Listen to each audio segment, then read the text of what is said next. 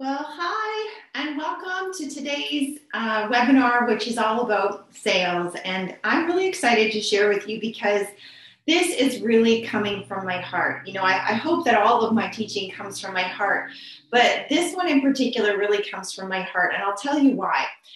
When I was actually doing this workshop for the first time, I did it as an in-person workshop. I had about 15 women that attended the one at my house. And as I was preparing for that, I kept falling back to, oh, maybe I should use this person's materials, or maybe I should use this person's materials. And I was getting, kind of confused in my mind about what I was actually going to teach on the evening when everybody was coming to my house to hear from me. And, as I was getting closer, I was getting kind of more and more tense about, what kind of teaching do I pick from?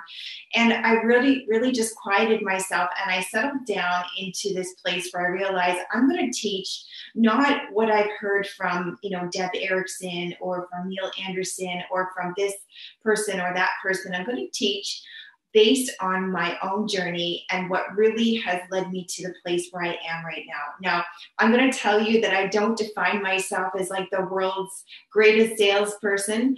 I have a background as a CPA. I'm a tax specialist. So I've been a service person right from the beginning, really interested in helping people to do their taxes at the beginning, and now, of course, interested in helping people with their health. So I've never really had like a sales background.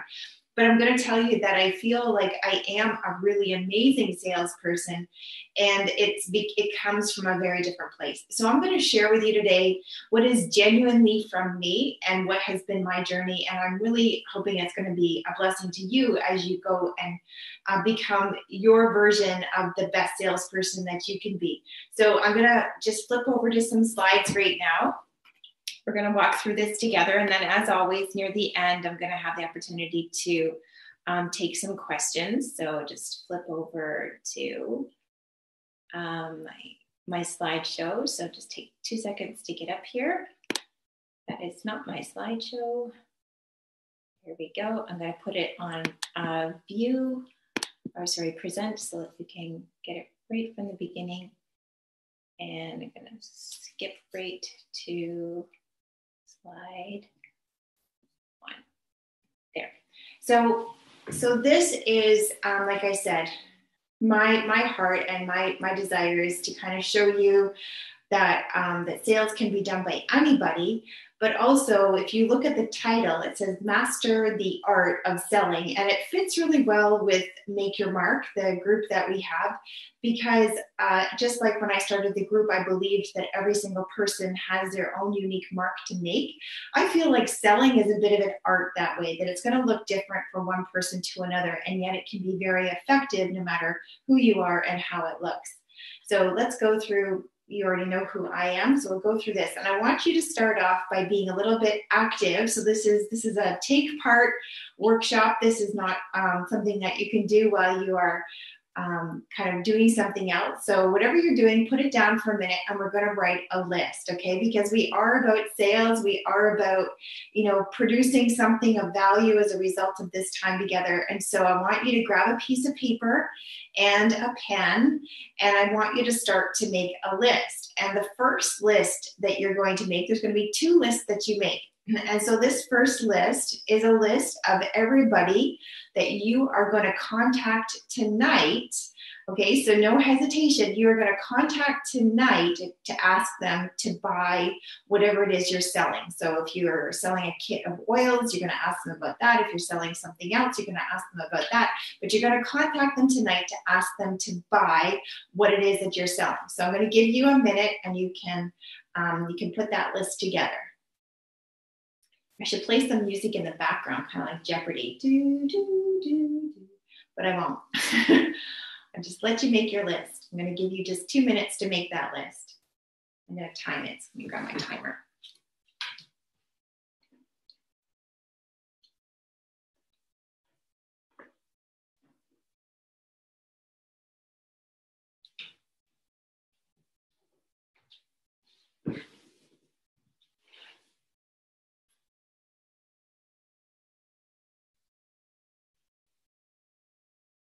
So remember, you're making a list of everybody that you're going to contact tonight to ask them to purchase what it is that you're selling.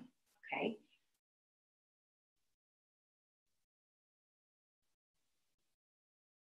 So just another minute.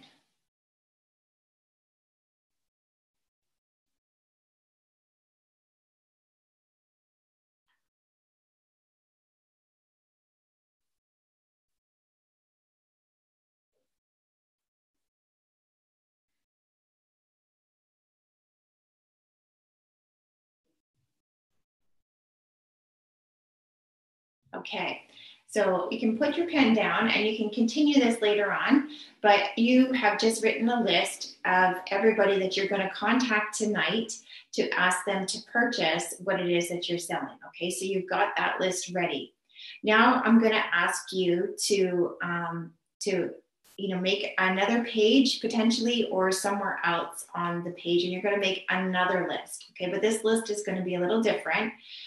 For this list, I'm going to be giving away a free rose oil to everybody that is on your list. So I want you to make a list of everybody that you would want me to give a free rose oil to. So if you're not familiar with rose oil, it's one of the most precious essential oils in the world. It's probably one of the most expensive oils. I think it's $650 for a 5 milliliter bottle. At least it was at one point. The roller bottle itself is, I believe, $75 US. So it's a very expensive roller bottle. And this is a list of everybody that you would want to have get one of these free rose oils. Okay, so I've got quite a stock on hand.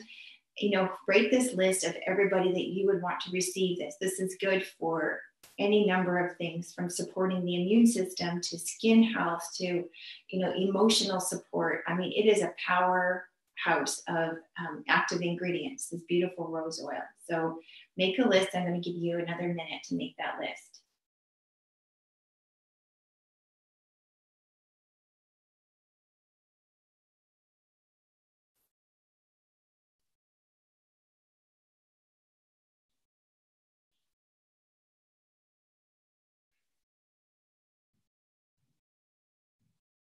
And these people don't have to be local.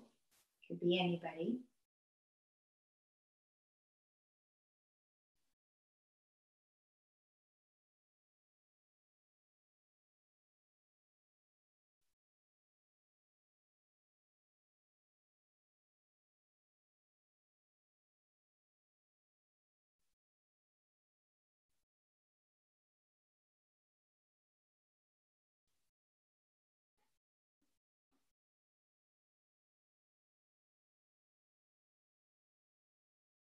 Okay, so you can put your pen down. And what I want you to do now is to take a look at your two lists and compare them. So you had the call tonight list, and then you had get a free rose oil list. Now, the bad news is I'm not actually going to be giving a free rose oil to those people on the list, but I did this so that you can kind of get an idea of how you felt with the two different lists. And if you are like the people who were at my in-person workshop, you have probably double the number of names on list 2, or potentially for some people, they had 10 times the number of names on list 2 as they had on list 1. Some people totally blanked when it came to list 1. They maybe had one person on their list, but when it came to list number 2, they had all of these names of people. And so I asked them not just about how many people were on their list, but I asked them, how did you feel making these two lists? So when you went to make the list of call people tonight to ask them to buy something, and then when you went to make the list of, do you want to get a free rose oil?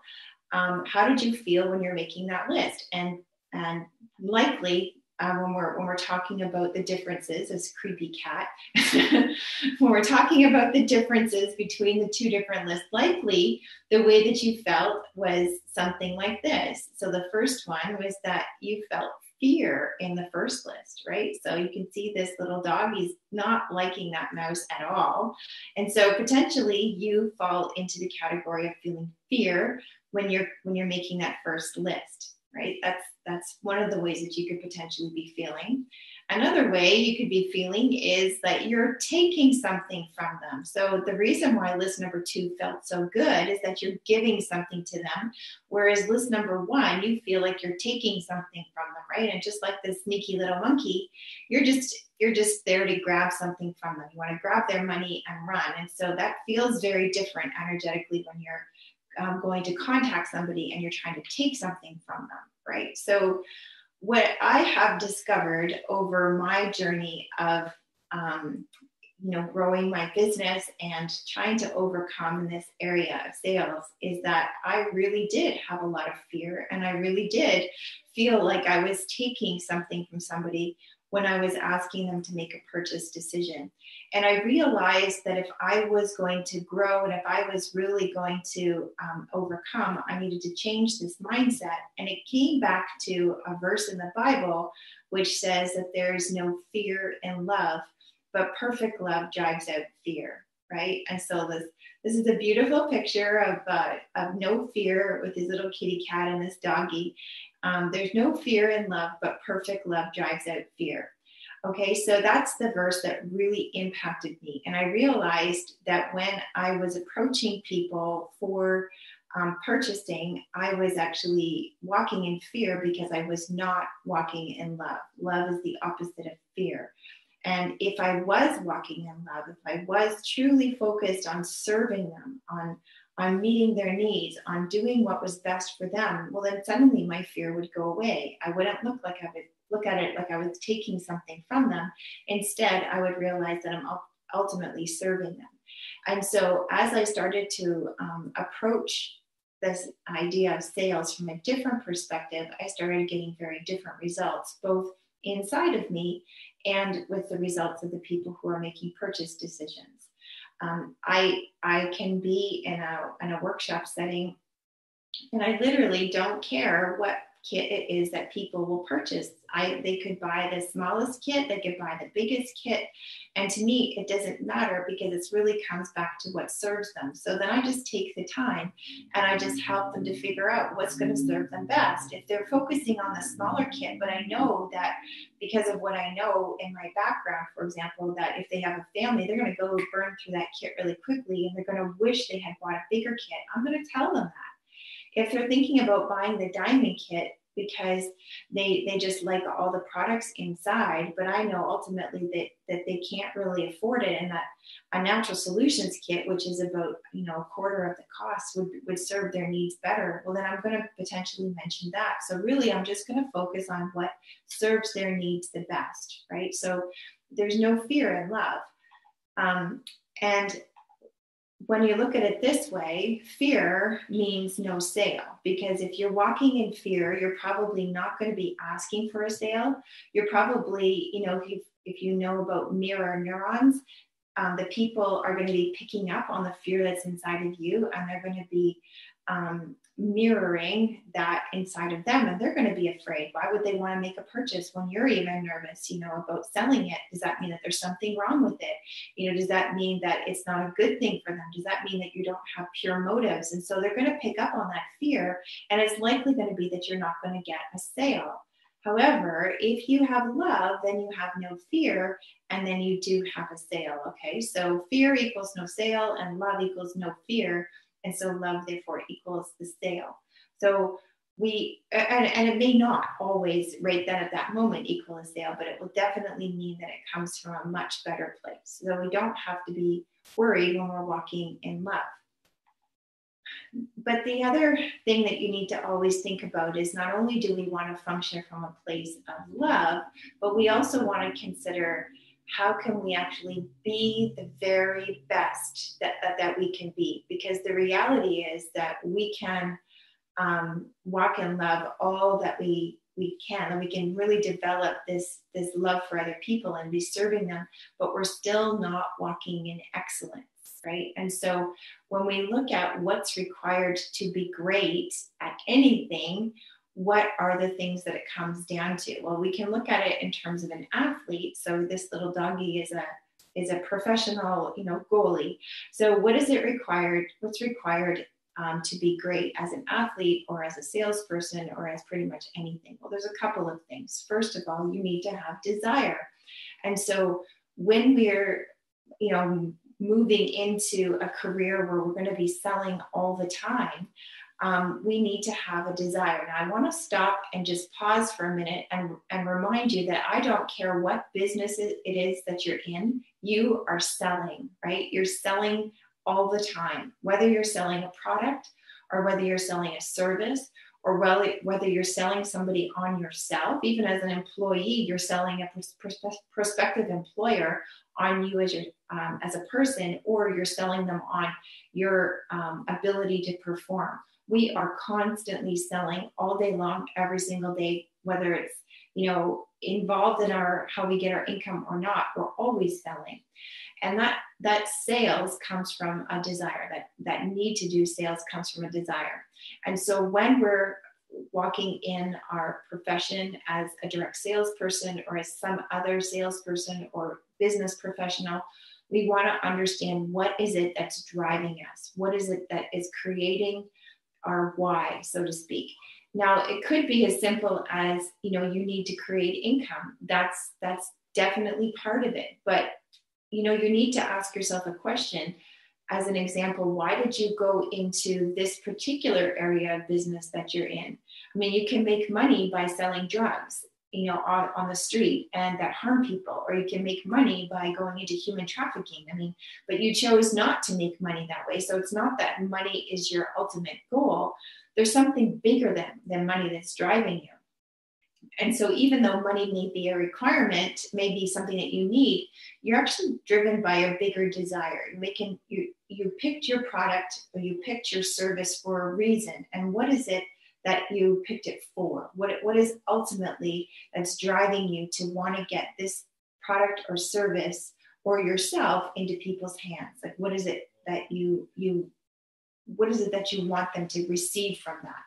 And so really drill down to your desire, because when you're thinking about a professional athlete, they have a massive desire. They have a desire to perform. They have a desire to be the very best they could be. I often think of the movie Chariots of Fire, and the person who is highlighted there, I think it's Little is his last name. He said that when he runs, he feels the pleasure of God. So for him, running was the thing that just brought him so much pleasure, and he believed that it brought God pleasure too, because God made him fast, he said. So, there's a desire that's in the heart of everything that we're doing. But the next part is practice. No matter what you're involved in, you cannot get over the need to just do the stuff. I did a daily bite on this a while ago. The difference between what makes people successful and what makes them not successful is that the successful people actually do this stuff. I remember celebrating my leader as she hit, Presidential Diamond. We were at a dinner to celebrate her. And I just said to her, Holly, you've always shown that you just do this stuff. Sometimes, she didn't always come up with the greatest programs or whatever, but the reality is that when it came to building the business, she did the stuff. She did what needed to be done, and she did it with diligence. And so that's the difference. Do the stuff. You can't get over the need to do what needs to be done. And so in this area, you may find that you actually have those self-sabotaging behaviors that we've talked about, and you need to go through some kind of training to overcome. You need to develop what's called mental toughness. Mental toughness is the ability to drive yourself to do something, even if you don't feel like it. I feel like there's like this disease in our society of I don't feel like it. And because we do what feels good, or we do what we feel like, there's not a lot of greatness that's coming forward as a result of that. And so sometimes we do what we need to do. We do it because it's best to do it, whether or not we feel like it. So doing the stuff you can't get over. You need physical practice potentially. And we've talked about having a daily routine before in a daily bite. So having a daily routine is a way to start your day with some sort of rigidity, some sort of discipline to train yourself to get stuff done. That extends into physical practice, whether it's swimming or walking or stretching or whatever it is that you want to do. Having some kind of physical activity will drive you to actually develop that necessary toughness, that necessary stick-attitiveness. That's a really hard word to say. The other part of it that I find would be really helpful would be to do something called fasting. This is something that I've done throughout my life, and I do it for various reasons. I've done it for cleanse reasons, I've done it for spiritual reasons, but fasting is a principle of staying away from certain things, whether it's food or TV or whatever. It's staying away from certain things in order to focus on something that has greater value. And so as an example, when I did my Evoking the Diamond program, one of the things that all the participants did is that they fasted for something for the 6 weeks of the program. Some of them were fasting, chocolate. Some of them were fasting their favorite crackers. Some of them were fasting, extra activities that they would normally do, like watching movies. But they all fasted something. And the idea was that they're giving up something in order to teach them the discipline to just do the stuff that needs to be done. Okay, I think you've got the point. And the last thing is mindset. This is absolutely essential. You need to develop a mindset that is going to enable you to become an overcomer. And so a lot of what this program is about, whether it's the daily bites or these kinds of teachings, is really focused on helping you to get a different mindset. If you can get a hold of what happens inside of your head, you can do anything, because the reality is created by how you think, right? So there is a reality outside of yourself, and that's ultimate truth.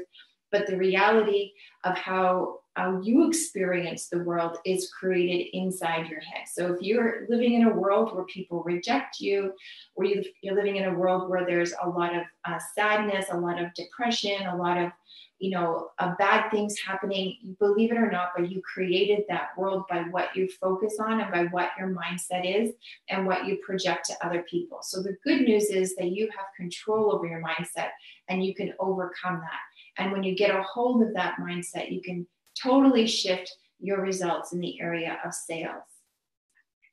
Okay, so when we're talking about selling, we need to know that there's no one size fits all strategy. Okay, there's going to be like 4 little dogs that come out of this hole. None of them are actually going to fit.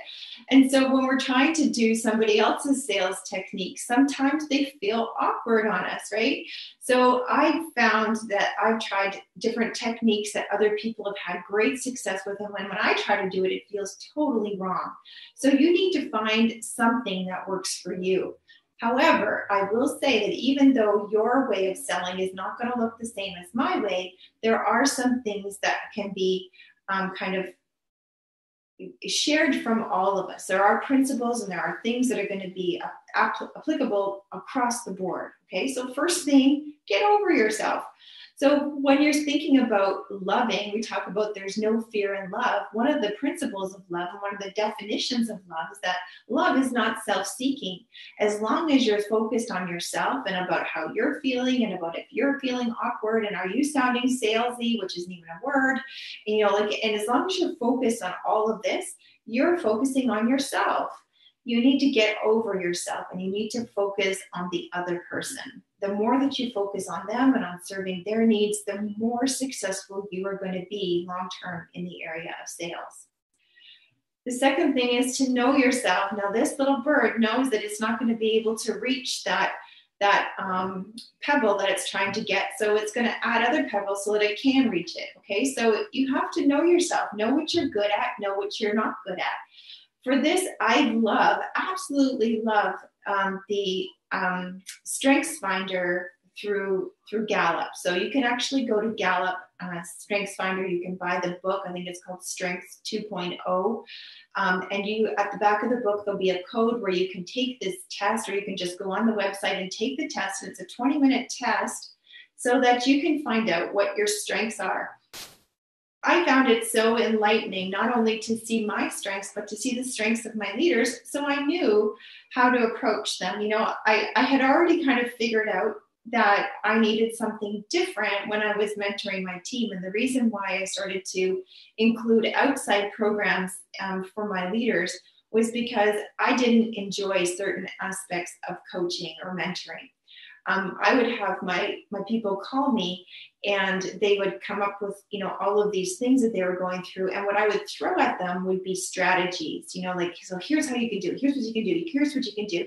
And then the next week they'd come at me and they wouldn't have done anything that I suggested. And they're still, struggling with the same problem. So then I would come up with new strategies, and this would happen week after week. And I was getting frustrated, and I'm sure they were getting frustrated because they really didn't want a strategy. They really just wanted someone to listen to them, and they wanted somebody to help them to deal with what was inside of them. Well, my 34th strength, the very bottom one, is empathy. So it's not that I'm not good at understanding how people feel. I just don't enjoy the sitting down and listening to someone talk about what's wrong with them, because from my best strengths will come in the area of strategy and being futuristic and knowing how to move forward.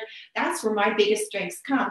But sometimes people just need somebody that will listen to them and that will help them to overcome in their spot. So that's where I needed to know to bring somebody else in that could do what I couldn't do, or that I didn't do very well, or that I didn't like to do.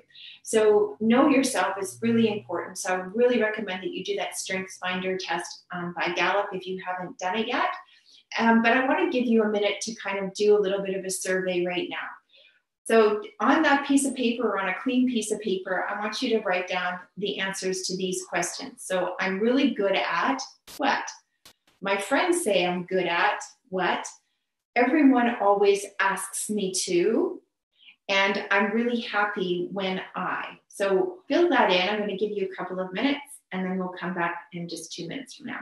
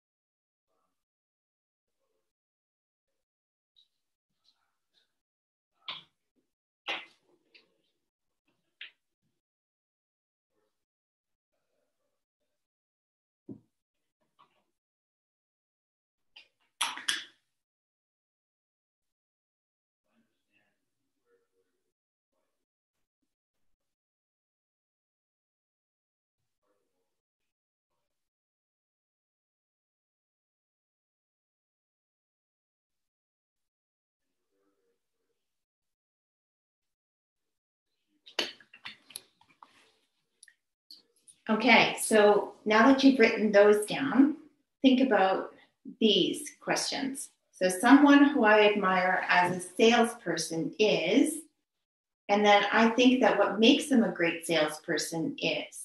So now just take a minute and write the answers to those questions.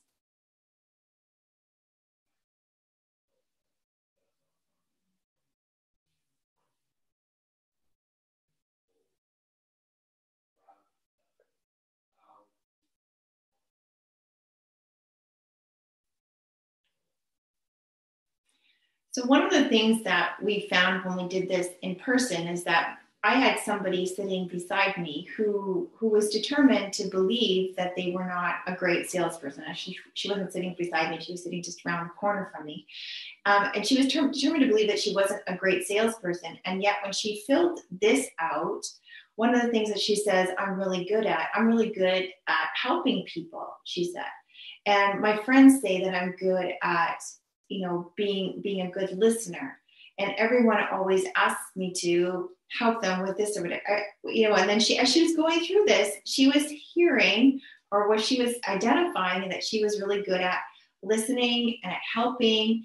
And she said that she wasn't a good salesperson. And I said to her, well, doesn't that kind of go back to the very heart of what sales is, which is, listening to somebody and then meeting their needs?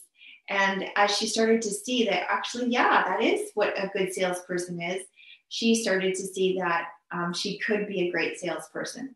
But the problem is often that when we look at people who we admire as a salesperson, and we think that what makes them a great salesperson is that they're flamboyant and that they're really good at talking and that they're good at overcoming, people's concerns. And they have all of these preconceived notions of what a good salesperson looks like, well, then they disqualify themselves because their specific set of skills don't match with this awesome salesperson that they know.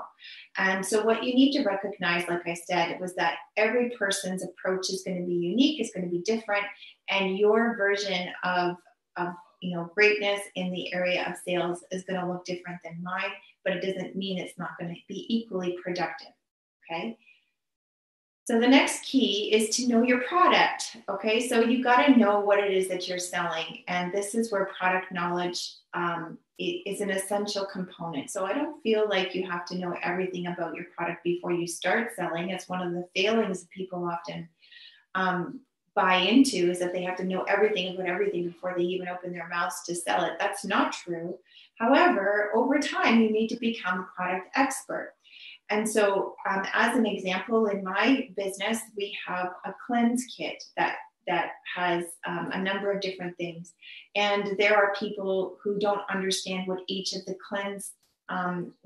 items in the cleanse kit does. Well, it's important that they understand that, because how could they ever sell that? And how could they actually meet somebody's needs? Like in my business, cleansing is a foundational aspect to people's overall health, no matter what they're talking about, whether it's, skin health or mental health or, digestive health. We're talking about the critical core thing that you can do is to cleanse. And yet, if you don't know what those products are and how they work, you're not going to be able to service your customers adequately. Well, likewise, whatever you're selling, you're going to find that people want to know, what are the ingredients? People want to know, where is it sourced? Where is it made? Is slave labor involved in the production of your product?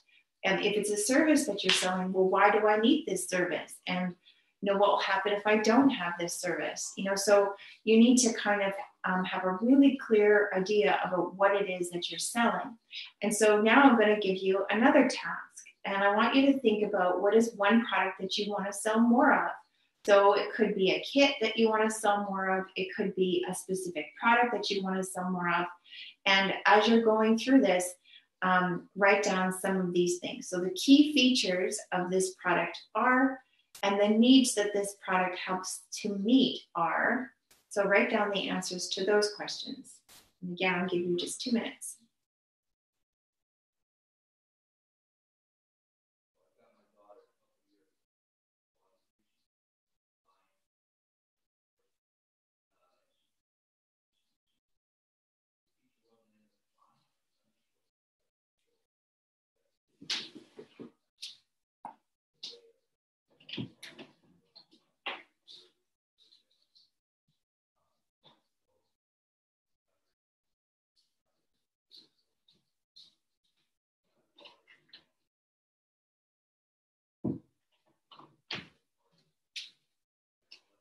Okay, and then the next thing you want to identify after you identify the key features and the needs of this product help to meet is, why will people be better off with this product? So people will be better off with this product because, then I want you to think about, if people don't have this product, what is going to be the result?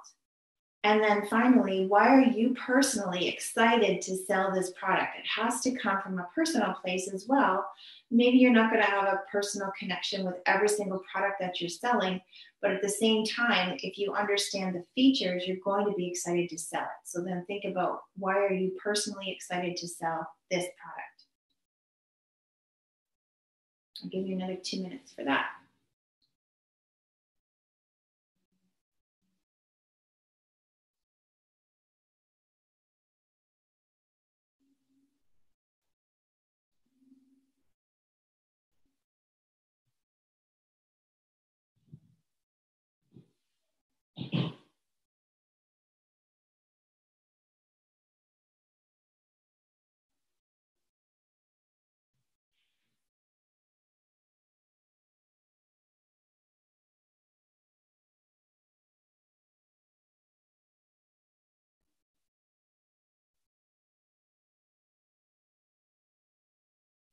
Okay, so this is something that you can continue to work on later, and you want to work on it for more than just one product or one group of products.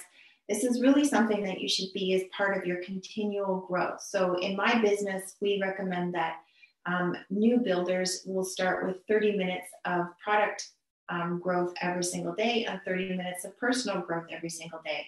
It's really important that you spend time knowing your product and understanding the benefits of it. Then you want to know their problem, their being your customer. So what is their problem? What is the problem that you're seeking to meet? You have to understand their problem, and you need to kind of maybe do a little bit of digging in this case. In some ways, you should understand and know their problem better than they do. And in some cases, like in my business, sometimes I know their problem and they don't even yet know that they have a problem. And so then what part of my role is to explain the problem to them, which is the next step. So you have to be able to describe the problem. Okay, so being able to tell them in a better and clearer way than they can say themselves what their problem is. And again, sometimes you need to tell people about what their problem is before, and they don't even know that they have one. Okay, so I was having a meeting last week with somebody who has a business selling Pampered Chef. So it was just a contact that I made, and I agreed to meet with her to help her in this area of sales. And she told me that she had a 15-minute window to do a presentation in front of a group of women, and what should she talk about? And so I already know the Pampered Chef, product line pretty well. I know a lot of what they sell, and I know that one of the things that they sell is like something that you can use to make salad dressing, right? It's just a way to mix the salad dressing together. It's got some recipes along the side, and I've got it. It's a pretty cool way to make some salad dressing really quickly. And so I said to them, well, what if you were to use this product and you were to show them that they can make their own salad dressing in like 2 minutes? It really doesn't take long. People think it takes a long time. I said, but what you're going to need to do in order for that to be important to them, you need to first describe what's in commercial salad dressing and why it's bad. Like there's antifreeze in commercial salad dressing. There's really bad oils that are used in commercial salad dressing. And so you need to sometimes tell them about the problem, and because they don't even know why they need this product, right? So now that you've told them what the problem is and you've given them the solution, well, now you have a way to help them. And so this is where revealing the solution to their problem becomes important. So when you're revealing the solution, what you're really doing is where you're presenting the options for purchase. So we want to not only just tell them what their problem is, but then we want to show them what the solution is. It's kind of unhelpful to tell them, oh, I understand your problem. This is your problem. And then you don't tell them what the solution is. So this is where the sale actually happens, is when you reveal the solution. So it's kind of cool to look at a sale or as a request, to purchase, or as a putting out in front of them the options for purchase. You look at that as a revealing of the solution, because that's really what it is. You're not just putting out before them a bunch of stuff to sell because you want them to buy. You're really putting out before them the solution to the problem that you've helped them to identify. Okay. But then you need to ask for a decision. Okay. So this is sometimes how we look. We get a little dumbfounded after we've shown everybody the solutions, and we don't ask them to make a decision. If we're not asking them to make a decision, we're not being intentional about connecting them with that solution. So we've told them this is your solution, and then we don't ask them to make a decision. That's not helpful. So we need to then ask them to make a decision. So out of all of these options that I've shown you, or out of these two options that I've shown you, which one do you think would best meet your need? And you need to ask them to make a decision. Okay, you're not going to force them. Obviously, you're not going to overpressure them, but you are going to ask them to make a decision. Very, very important. This is where a lot of people fail. This is where fear kicks in, but you have to understand that asking them to make a decision is part of the process of meeting their needs. Otherwise, they're never going to get into their home what they need to solve their problem. Okay, so here's the keys to review. Get over yourself, know your product, know their problem, describe their problem better than they can, reveal the solution, and then ask for a decision. Well, what do you want to avoid? Bananas. That's what you want to avoid. Bananas are scary. But there are some things that we want to avoid when we're going through the process of selling. So the first one is to avoid manipulation. I am a firm believer that we can sell authentically and sell effectively without entering into manipulation. Once you're manipulating, you're no longer functioning out of a place of love. You're not respecting their boundaries. And that is not what we want to go into, because manipulation will never lead ultimately to a fruitful life, right? So we want to avoid manipulation. I remember having a call from somebody looking for money for a charity, an organization. And when I said no the first time, the second appeal, instead of just respecting that I had said no, which is fine, that they might have something else to say, but the second appeal was a little bit more forceful. And the third one turned into downright manipulation, because they started saying, well, you know, you don't really want your children. And it started like all of a sudden I needed to give them money so that my children would be safe, which is really, you know, manipulative when you understood the context. And so manipulation is never cool. And I told them very clearly that I didn't appreciate that. We want to also avoid desperation. Remember that we are in a place of serving other people, but we are never desperate. You need to keep in mind an abundance mindset, that if this sale doesn't happen, there will be others. You have an abundance. You're never desperate. Okay. So coming from a place of desperation, you know, buy this and I'll give you all this stuff for free. That's never going to ultimately lead to a good result. So desperation is a bad thing. You want to avoid unnecessary pressure. And I use the word unnecessary very clearly. I don't want you to avoid all pressure. You do need to apply pressure. And the picture I have is, imagine that I had in my hand a remedy for somebody who was having trouble breathing, okay? And I knew that if I handed them this remedy, and if they would put it in their hands and they would breathe it in, suddenly things would be better. But they don't know that, and they're not trusting what I'm offering, and so they're a bit hesitant to grab what it is that I've got. I'm going to apply pressure in that instance, because I know that this will help them. They're going to be able to breathe, and at the end of it, they're going to feel better.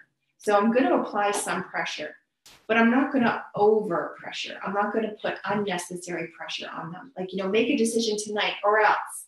You know, I will tell them it'd be much better if you could make a decision tonight. And I even offer gifts for people who make a decision on the spot, because I feel like, you know, the worst thing that you can do is to walk away when you're ready to kind of make a decision, because in that case, you just delay and delay and delay. And then I have the problem of trying to follow up, and it's just not a good situation. If they're ready to make a decision and they're just hesitating, we want to apply appropriate pressure. We want to make sure that we understand their concerns, help them overcome their concerns. But again, not that unnecessary pressure where they feel like we're just being that pushy salesperson, okay? And then the last thing is we want to avoid both too much and too little information. Now, you want to give enough information so that they can make a decision, but you don't want to give so much information that it creates confusion and overthinking. Thinking actually can create hesitation. If people are thinking too much and they have too many options or too much to think about, it can create hesitation. If they still are left with a feeling, like they're feeling like they have a need, they're feeling like you're meeting their need, and they're feeling like your solution is a good one, if they're coming from that place of feeling, they're more likely to be able to make a decision right away. We don't want to provide too much information and not enough. Now, remember that when you're talking, you're not selling, but when they're talking, you are selling. Okay, so if they're the ones that are doing the talking, for the most part, they're selling themselves on why they're purchasing it. So just keep asking questions and let them do the talking. Okay, so that's what not to do, but now what to do. Give them a snuggle. But you also want to, for yourself, you want to listen. You want to take time to hear what it is that the people have to say.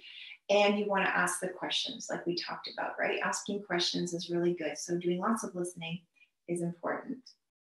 You want to change your mindset. And one of the things that I'm going to play for you before we close out here today is a clip from The Greatest Salesman in the World. It's one of the scrolls. And to me, this was absolutely critical to changing my mindset when it came to sales. And so I'm going to play that for you later. If you want to really work on mindset, then there is the I Can Institute. So I connected a lot of my team with Deb Erickson's programs. She has I Can Start, I Can Sell and Recruit, I Can Finish, and then she has I Can Build. So there's a whole I Can series in the I Can Institute, and it really does specifically work on the area of mindset, especially for women. It's good for men too, but she specifically focuses on helping the mindset of women, because sometimes the way that we think is a little different. And so I love that we can overcome and learn how to grow in this area of mindset. And these are great programs to help. We talked about that. Sorry, listening. And then the third thing is to be a solutions provider. Okay, so when you're trying to be a solutions provider, what you're really doing is connecting people with what they need, which is putting that last puzzle piece into place. So that's where you want to focus on asking questions of them so that you know what it is that they're still missing. So when you're asking those questions through the listening process, you're hearing what their concerns are. And if, for example, their concern is money, well, you could potentially put together a package that's going to meet their needs, which is more in line with their budget. You could ask questions so that they understand the value of what you're offering. We talked about that in yesterday's,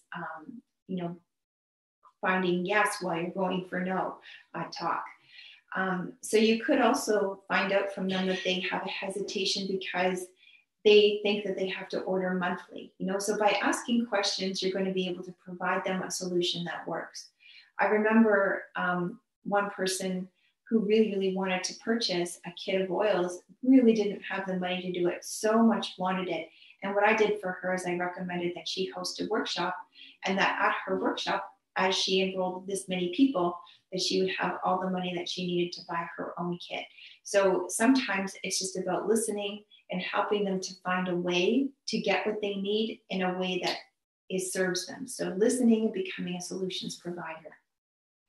And remember to relax, because as your body is in a relaxed state, you're going to be more likely to be able to meet people's needs. So people can sense tension. People can sense fear. We really just want to come from a place of love and service and being relaxed. So do some deep breathing if you need to, but more than anything, just get your focus off yourself entirely. And that's the end, but I'm going to play for you that clip that I mentioned from Og Mandino. So I'm going to just stop my share. And I'm just going to get you to listen to this clip. I'll share again so you can see the words and you can see where I get this. So it's a book called The Greatest Salesman in the World, or The World's Greatest Salesman. I always get them confused. And this is one of the scrolls. So it's the greatest salesman in the world. And you can search on YouTube for the greatest salesman in the world, scrolls 1 to 10. I'm going to play you scroll number 2, because this is what I listened to kind of nonstop for the longest time. And it kind of goes back to what we started with, which is that there's no fear in love, but perfect love drives out fear. So listen to this scroll. So the idea behind the scrolls, just so you know, is that the first scroll gives you instructions. And then scrolls 2 through 9, you're supposed to listen to morning and evening. You're supposed to read them morning and evening. And then I think in the afternoon as well. And you're supposed to do it for a month for each scroll. So that's the idea behind the scrolls. But here's the scroll mark 2. I will greet this day with love in my heart. For this is the greatest secret of success in all ventures. Muscle can split a shield and even destroy life, but only the unseen power of love can open the hearts of men. And until I master this art, I will remain no more than a peddler in the marketplace. I will make love my greatest weapon, and none on whom I call can defend against its force. My reasoning they may counter, my speech they may distrust, My apparel they may disapprove, my face they may reject, and even my bargains may cause them suspicion. Yet my love will melt all hearts like unto the sun, whose rays soften the coldest clay. I will greet this day with love in my heart. And how will I do this? Henceforth will I look on all things with love, and I will be born again. I will love the sun, for it warms my bones. Yet I will love the rain, for it cleanses my spirit. I will love the light, for it shows me the way. Yet I will love the darkness, for it shows me the stars. I will welcome happiness, for it enlarges my heart. Yet I will endure sadness, for it opens my soul. I will acknowledge rewards, for they are my due. Yet I will welcome obstacles, for they are my challenge. I will greet this day with love in my heart. And how will I speak? I will praise mine enemies, and they will become friends. I will encourage my friends, and they will become brothers. Always will I dig for reasons to applaud. Never will I scratch for excuses to gossip. When I am tempted to criticize, I will bite on my tongue. When I am moved to praise, I will shout from the roofs. Is it not so that birds, the wind, the sea, and all nature speaks with the music of praise for their Creator? Cannot I speak with the same music to his children? Henceforth will I remember this secret, and it will change my life. I will greet this day with love in my heart. And how will I act? I will love all manners of men, for each has qualities to be admired, even though they be hidden. With love I will tear down the wall of suspicion and hate, which they have built round their hearts, and in its place will I build bridges so that my love may enter their souls. I will love the ambitious, for they can inspire me. I will love the failures, for they can teach me. I will love the kings, for they are but human. I will love the meek, for they are divine. I will love the rich, for they are yet lonely. I will love the poor, for they are so many.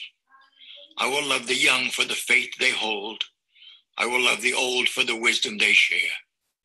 I will love the beautiful for their eyes of sadness. I will love the ugly for their souls of peace. I will greet this day with love in my heart. But how will I react to the actions of others? With love. For just as love is my weapon to open the hearts of men, love is also my shield to repulse the arrows of hate and the spears of anger. Adversity and discouragement will beat against my new shield and become as the softest of rains. My shield will protect me in the marketplace and sustain me when I am alone. It will uplift me in the moments of despair, yet it will calm me in time of exaltation. It will become stronger and more protective with use until one day I will cast it aside and walk unencumbered among all manners of men. And when I do, my name will be raised high on the pyramid of life. I will greet this day with love in my heart. And how will I confront each whom I meet? In only one way. In silence, and to myself I will address him or her and say, I love you. Though spoken in silence, these words will shine in my eyes, unwrinkle my brow, bring a smile to my lips, and echo in my voice, and his heart will be opened. And who is there who will say nay to my goods when his heart feels my love? I will greet this day with love in my heart. And most of all, I will love myself.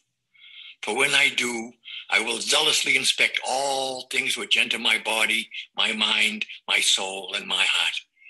Never will I overindulge the requests of my flesh. Rather, I will cherish my body with cleanliness and moderation. Never will I allow my mind to be attracted to evil and despair. Rather, I will uplift it with the knowledge and wisdom of the ages.